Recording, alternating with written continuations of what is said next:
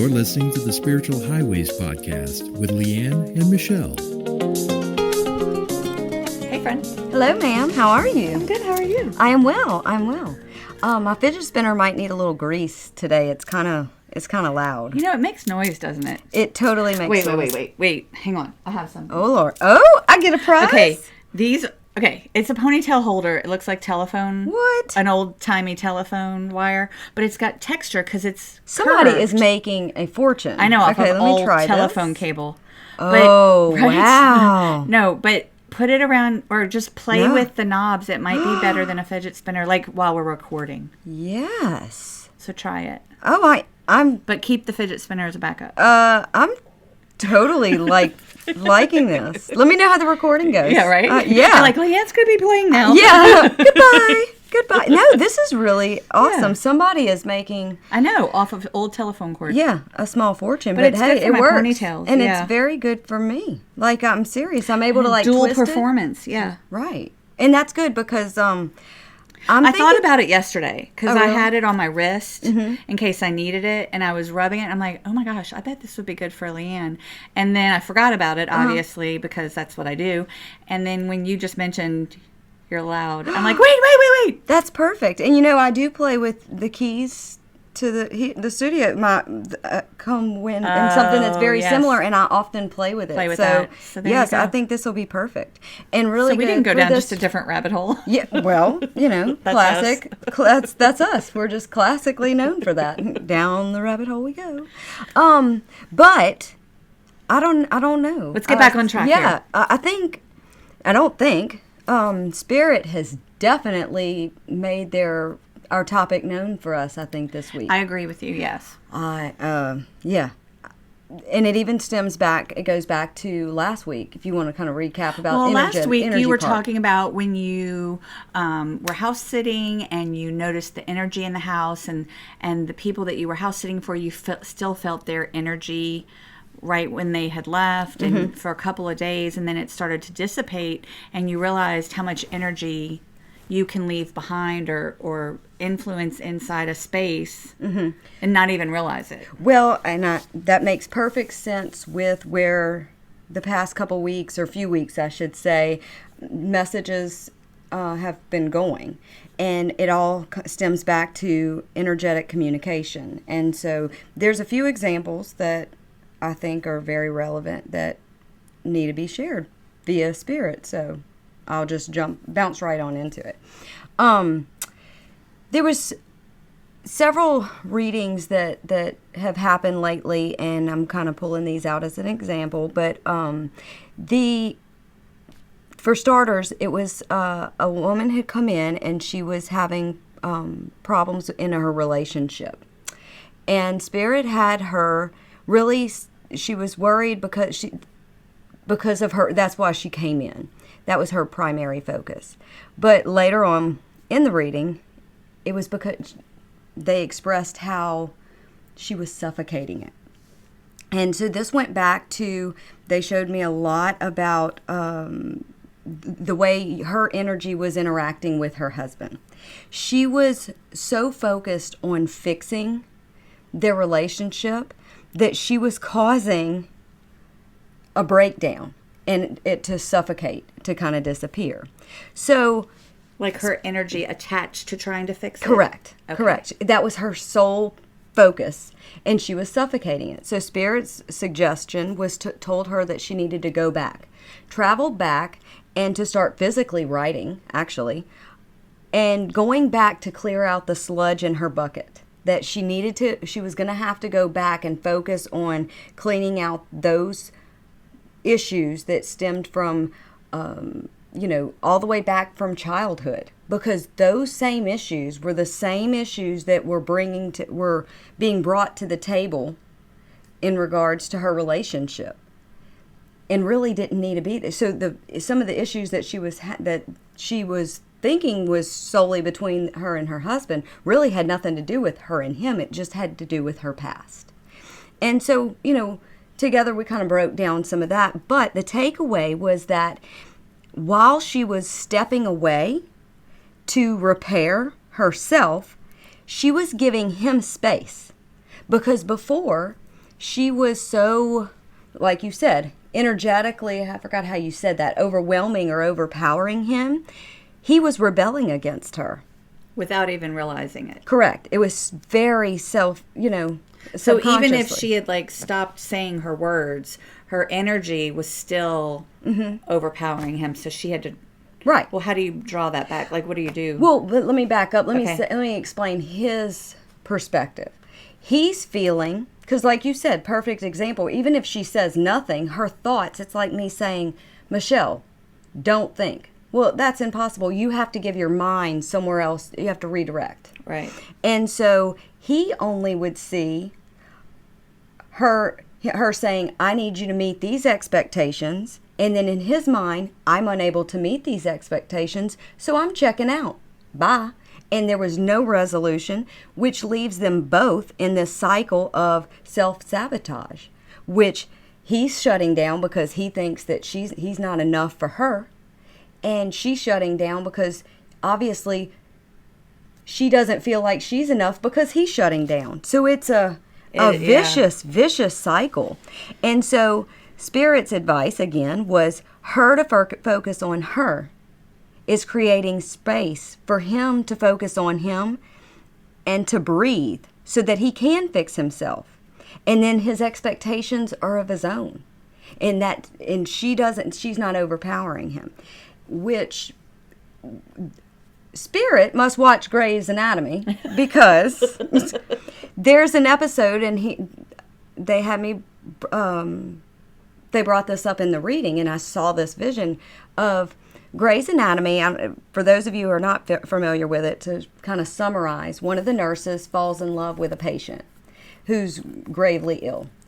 In the episode, they were reliving their prom night. So she goes and Izzy is all dressed up in her prom dress. Gosh, I remember that episode. I know. And she goes to run to him, and she gets there, and Denny is dead. And so the next part that I see is Izzy laying on the ground in her prom dress. And she lays on the ground for a long time. I thought it was days, but I mean, maybe that's just how I remember. But then the part that sticks out was when she says, okay, I'm ready to get up now. Everyone left her alone. No one, everybody saw her. They observed her, but they let her be. And when she stood up, it wasn't because somebody made her. It wasn't because somebody was forcing her. She got up because she was ready. So that was the same thing for her husband. When he's ready, when he doesn't feel he's going to get back up.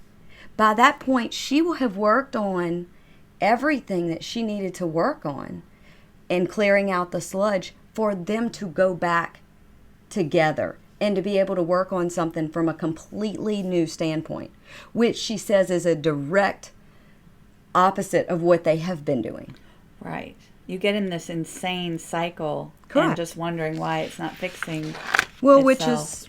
which is the point of why she was here. Yeah. And I thought Spirit did a beautiful job with that. That is and that's a really good analogy of what that looks like. Well, and I hope it makes sense, but that I don't take credit. That's all Spirit. This is all. Well, it goes even more because I had another example, but totally different scenario. And I really feel like they were very much so blended together. In this instance, it was a daughter who was kind of caretaking for her mother and father for a short period of time. And she said that she was dealing with a lot of hostility towards her mother and in a very... she didn't have a whole lot of empathy towards her and not a lot of patience. And all of this was stemmed back from her childhood and no one else kind of understood. So she just wanted to be heard. Well, her and her dad were very close. But anytime she'd approach him about this, he was very defensive of her mother. So Spirit tells her that just as she had done the work in identifying what the problems were from her childhood and her problems with her mother, she should kind of do the same from her mother's perspective, like what was her upbringing like. Through that, she was able to have a little bit more empathy, and her approach towards her mother was softened.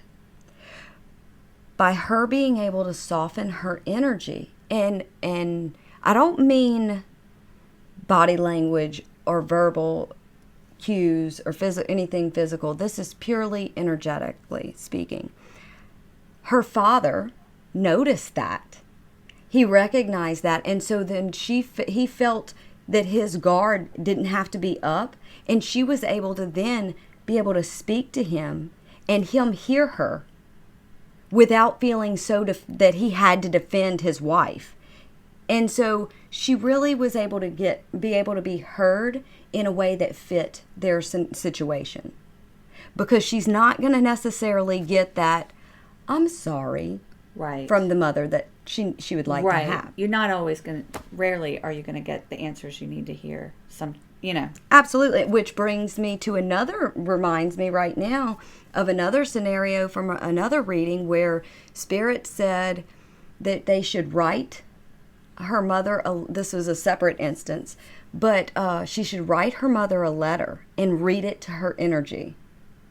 Interesting. And I had never heard anything like that, and I really had to visualize it. But in the same sense that we were talking about in the last episode about how you can leave your energy, the mother was not able to hear, like there would be no resolution, just like the other instance, if she would have read this letter to her. Nothing good would have come out of it. Yet her mother could feel that energy. She could feel it. And so Spirit said she needed to read it out loud as though she was reading it to her mother, and envision her energy reading it, and then end it in how she wanted to see that relationship out for the rest of her mother's life. And so if you want to, energetically be in quarrel with your mother for the rest of your life, then that's how what you're going to get. Exactly. Yeah. So however, and that was how she was to do it, because even though it wasn't physical, you can feel it. You can feel in a room when somebody's angry, or most people can. So I just thought it was very cool, really, to have a look at it like that, because I don't think that I don't know that I ever looked at it like that. Think about our energy and how we affect others. Well, and how emotionally invested. I'm listening for tone or words, or maybe a little body language, but not thinking about my energy so much playing a part. Right. And see, I think I internalize that. Like, I feel like my energy is mine, but it's really not. It's not. It's outside of me. Right. And we have a lot of people that we are energetically invested in. And so what Spirit's main message, I think, for this past few weeks was pulling it back to yourself and saying, all right, and do this visually in your mind, is to sit down and say, okay, I am enough. I'm going to pull back all of my energy. And when you do that, you're envisioning all of this, like smoke, or however you want to visualize it, all of it coming back to you and saying, like, I'm enough. I'm here. This is my space, and all of my energy is with me now. Because if you think about going back again to last week, when Tenny and them went out of town, their energy was still there. So it's like you're thinking about all the places that you've been and really trying to pull that back into self. And it's amazing how you will shift. You will feel energetically shifted and higher and in a more grounded space. I have to tell you something I did this week. Okay. And I didn't realize it would fall in line with this, but it does. So one of my children, very vocal, and very argumentative about things. Not all the time, but when it's on strong. And yesterday, no, it was this morning, he was just arguing with me and it was circular. Like there was really nothing I could do about it. He was just arguing with me to argue. And I literally said to him, I am not emotionally invested Wow. in your argument. I understand it. I get it. But I have no emotional attachment to this. Mm-hmm. So you're going to have to work through this. Because it was literally something of his own creating. He just needed to blame someone, usually me. And I was like, I'm not emotionally invested in this. And I was able just to detach myself because I could find my temperature was rising. I was getting aggravated because I was being attacked and not fairly attacked. You know, like if I had truly done something, I'd own it. But it was so freeing for me to say that. And I didn't take away his feelings. I didn't try to not like take away his validation. I just let him know that I'm not emotionally attached to this. So, or energetically. Yeah. And it did not, like, I didn't wear it beyond that moment. Like, I forgot it happened until right now. We're talking about it. So that's how I know that able to detach myself from that energy. I didn't take it with me the rest of the day. No. And yeah. Because that becomes a weight. And it's so it's just being aware. And once you are aware of it, right, it's so much easier to acknowledge it and say, oh, wait a minute, this doesn't have to be that way. Right. I don't have to carry this. Yeah. I mean, I can hear it. Yeah. And I can address what I can address, but it's really not mine to own. Yeah.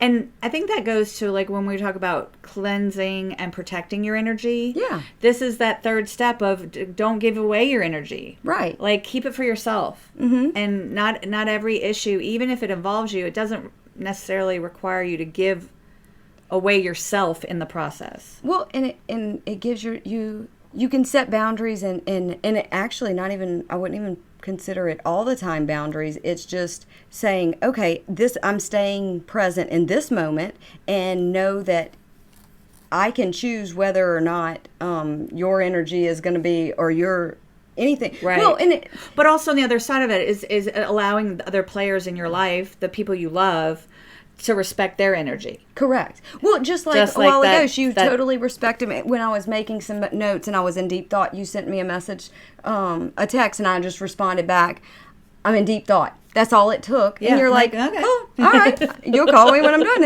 And that was so wonderful that I didn't... That you don't have to explain yourself. I didn't have to explain. And it was like, oh, it made me want to be like, okay, I'll call her back. Whereas if you would have been snarly or whatever, I'd have been like, yeah, probably not going to address that today. Yeah, I'm going to ignore that. Yeah, just going to pretend like that didn't happen. You know, I didn't. It was like, right. It set the tone for like, all right, I'll get back with you. I really will get back with you now. Right. So I appreciate that. Well, of course, because I know that... You know that I'm all or none? Yeah, well, no. I mean, I just don't take it personally. And I think that's a problem we get into in our relationships. And you and I are fortunate enough to where we don't take things personally. And even because I've gotten kind of worked up before, and you're like, okay, well, and like where I think you might come back like and fuss at me, and then you're like, all right, I got you. We're gonna figure this out. Yeah. And then it kind of diffuses and go, okay, I can figure this out. Yeah. You know, because sometimes life gets overwhelming, but I think I don't take it personally. No, because and we all shouldn't. But I think that's the thing. Is when you're in personal relationships, you take things personally. Mm-hmm. Just like my son this morning.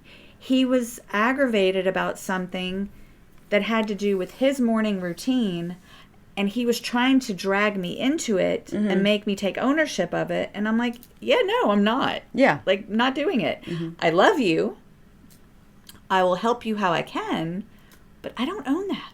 But it's hard. That is so hard. But it was so freeing. Yeah, it is. It was freeing being able to do it. But here's the tricky part. And this is gonna. Oh my gosh. Okay, wait. I have to share this moment. I'm about to out you. What? No, not a big out. A little out. Okay, we're at junior high orientation. There was some noise happening that wasn't enjoyable. Just gonna put it that way.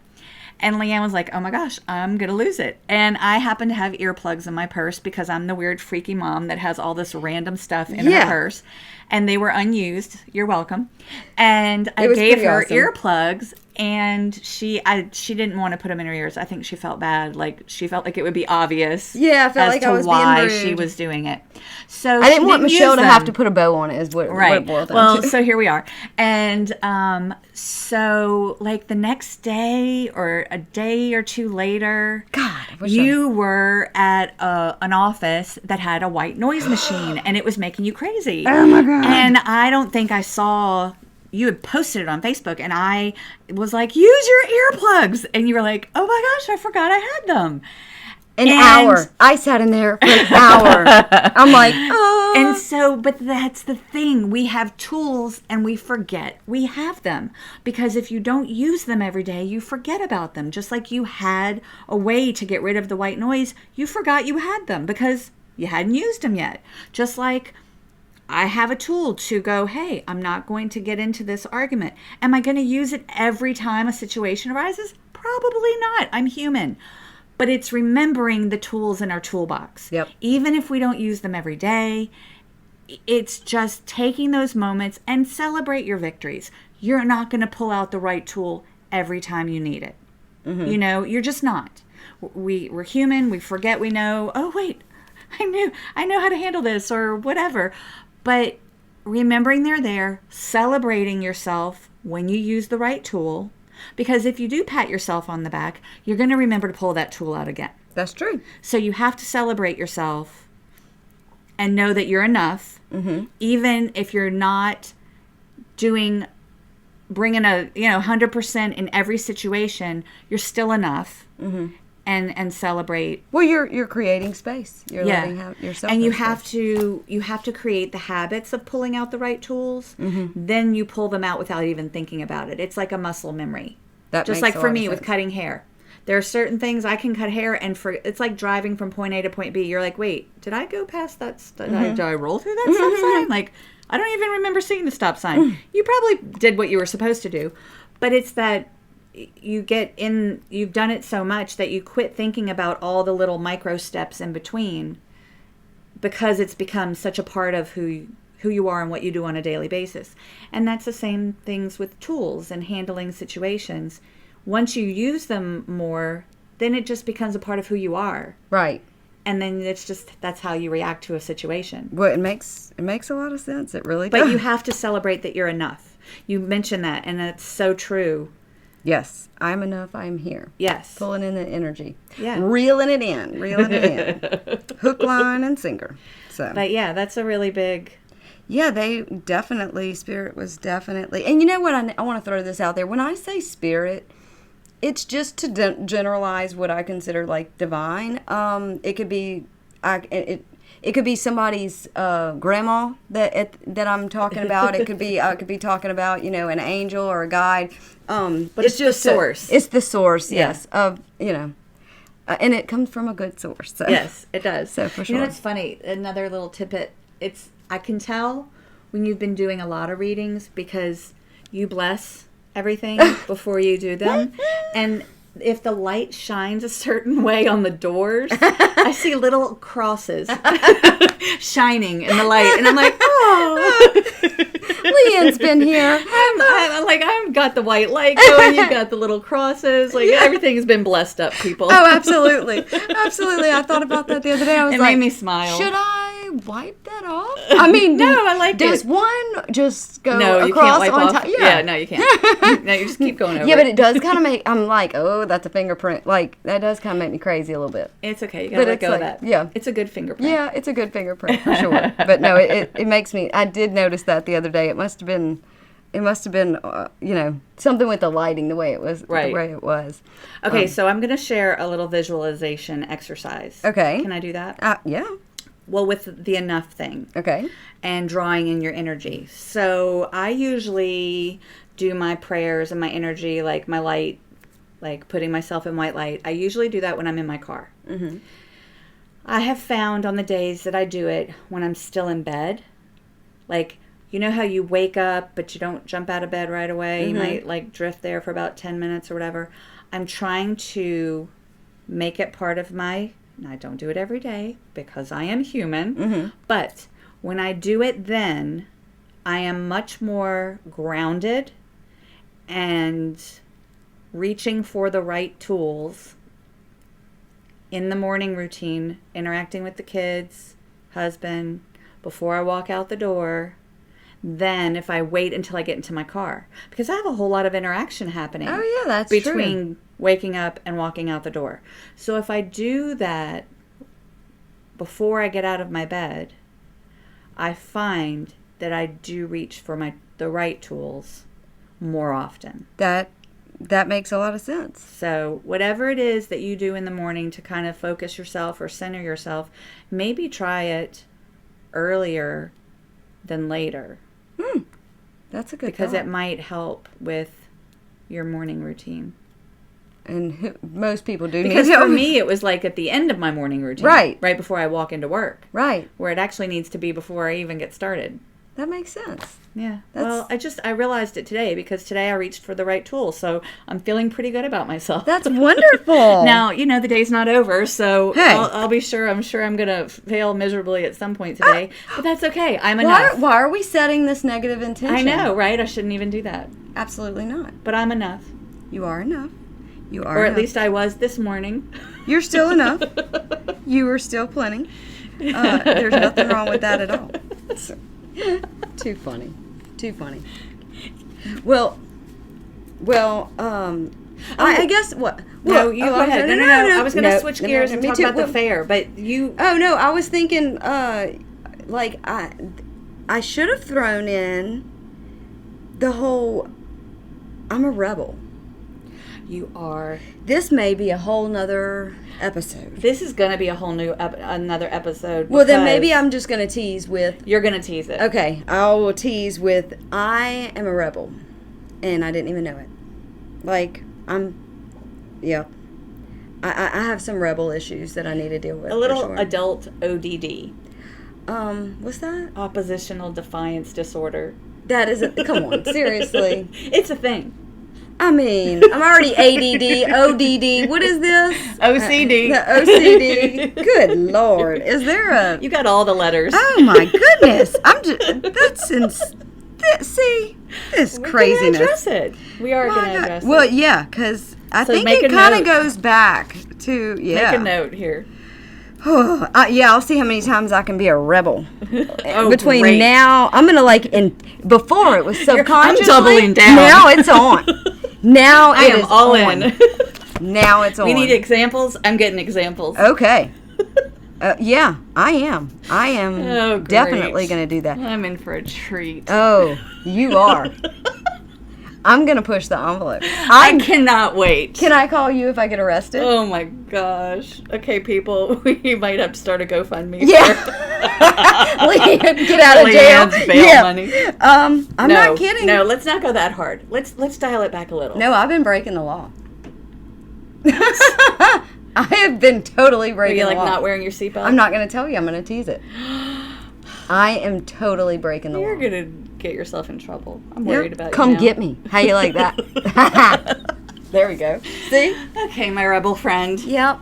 So maybe I'll be done with it by next week, and I just tell you about it. Oh, well, okay. Maybe I shouldn't know until then. I don't know that my heart can take it. Well, good luck.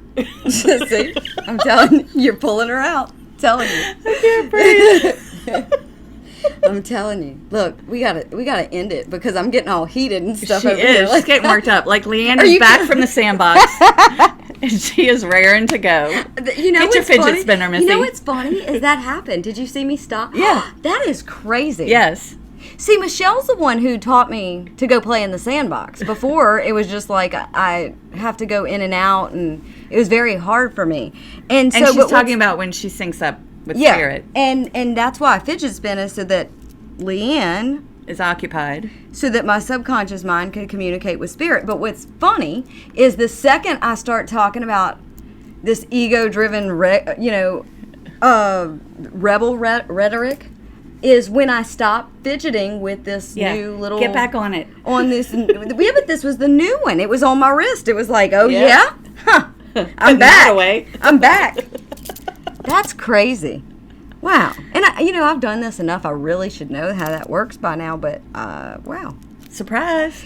They never cease to surprise me. See, I'm going to tone it back down. See? So, next time we'll be talking about your rebel streak. And we're going to be talking about the fair coming up October 6th in Baton Rouge. Mark your calendars.